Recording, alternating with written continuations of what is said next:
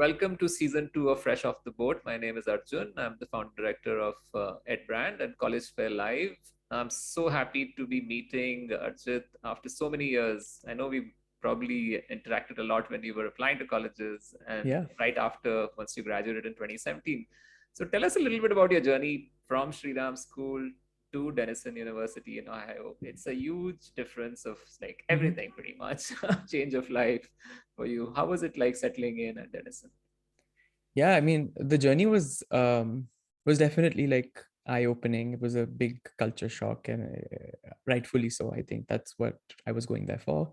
In school I studied like physics, chemistry, math, all the full pure science, and was very ready to like study more in the biology space, and that's really what I thought I would do. And then I went to Denison, and Denison is a small school. It's a liberal arts college. So even though it's called a university, it's actually a college. It's in a very tiny town called Granville, which is about 30 minutes away from Columbus, Ohio. And it is a really, really beautiful space. I think one of the things that's really interesting about Denison that I really liked was that it is definitely one of the more diverse schools that are there, especially in the Midwest. There is a lot of opportunity to grow. There is a lot of like opportunity to work across streams. So not only like focus on your area of study, but actually have the opportunity to study something else till the very full end. And that's what I got to do at Denison, which is that I started off as a Bachelor of Science biology major, which was something that had like the most number of credits in like the course directory. um, and then I took by the my second year.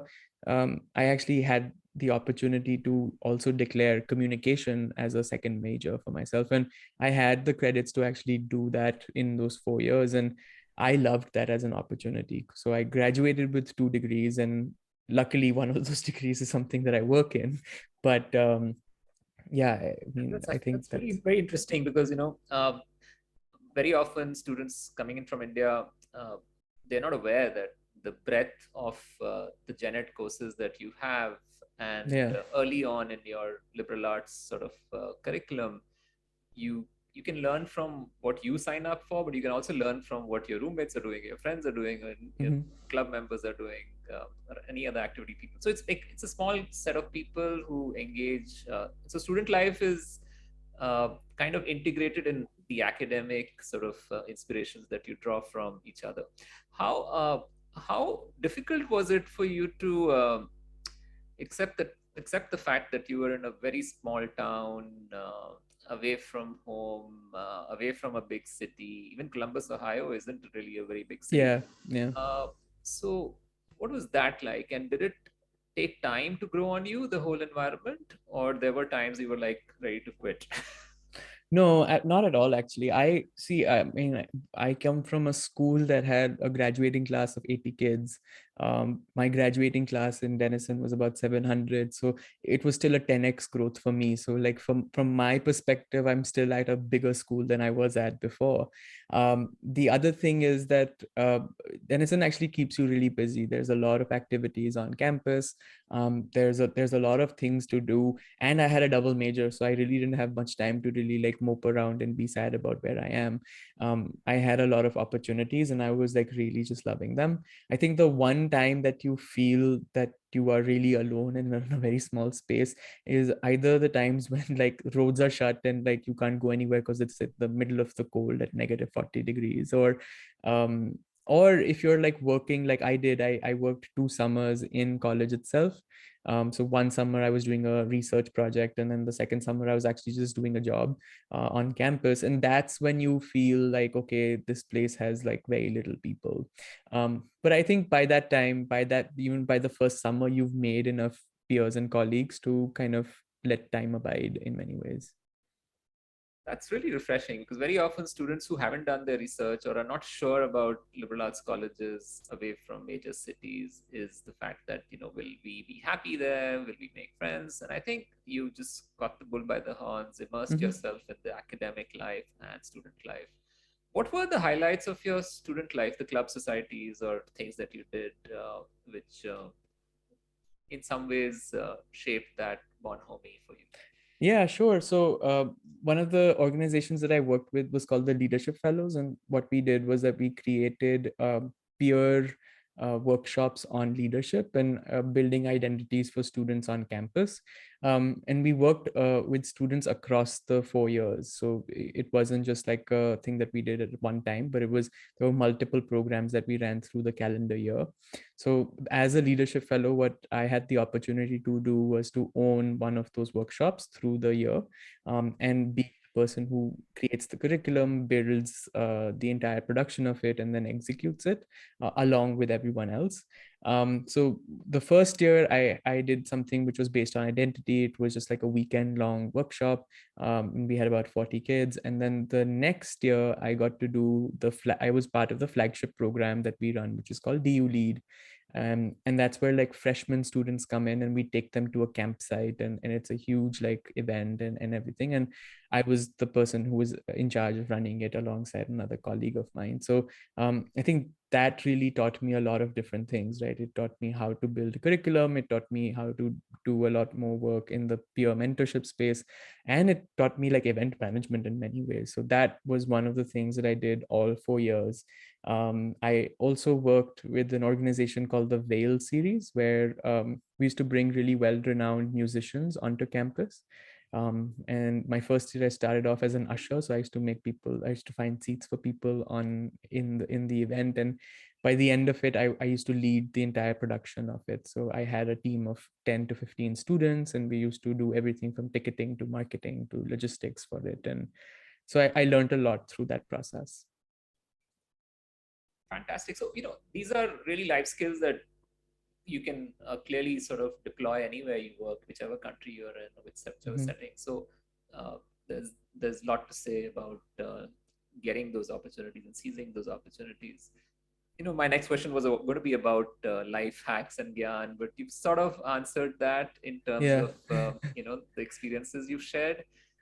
How about career journeys? And you mentioned that biology was something that you entered thinking you'd be ending up doing, and with a STEM sort of career, perhaps. Right. And luckily, you also had that interest in Mhm. communication, and your life took another turn.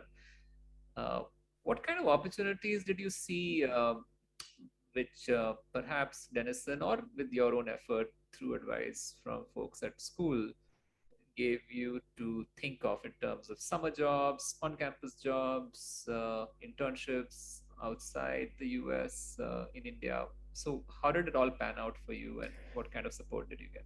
Yeah, I think my first year I just did a job because I wanted to do a job. It had nothing to do with anything that I really wanted, but it was just a fun like on campus job.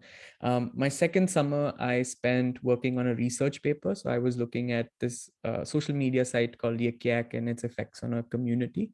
And that did really well. I think it was one of those first research papers done by a student at that time. I ended up actually touring with that paper and presenting it at multiple conferences, both state and national.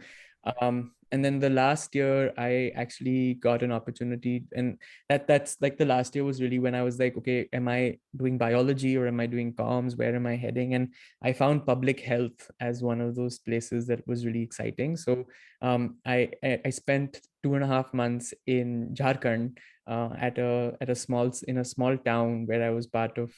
I was working in a hospital, trying to being a public health intern there, with 6 other Denison students. And I think that's where I also kind of realized that a lot of the opportunities for the work that I want to do is also in India.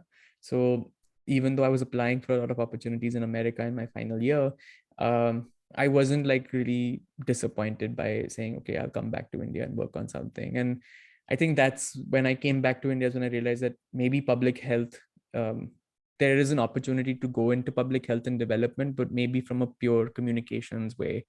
And eventually I went into comms and I did all of those things. And today I work with Michael and Susan Dell Foundation, which is directly working in the public health and education space.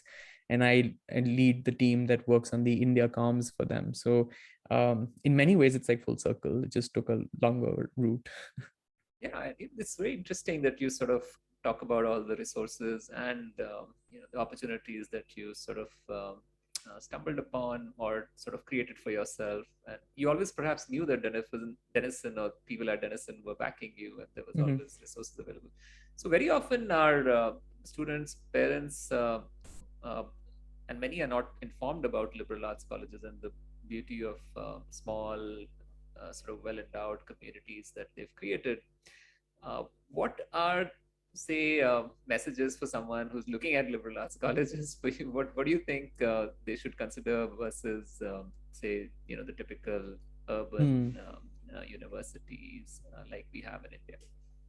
I think a couple of things, right? If you're one is that, what is it that you really desire? Is it like name and recognition, or like high quality education? And sometimes you can get both at one space, but I think liberal arts colleges tend to do a lot more when it comes to the academic rigor, not only from the amount of work you get, but the opportunity to work with professors directly. I remember having a class which was just a one-person class with my professor, and that was literally how we kind of I worked on a semester with her just directly because it was for my research paper, and that's something that you don't get at a larger college. The second is that I think liberal arts colleges tend to also be the ones that give out the most number of scholarships. That's what I've experienced. So that becomes a really big opportunity, especially if you're looking at colleges that you may want to, like, you want your education to be funded a little bit.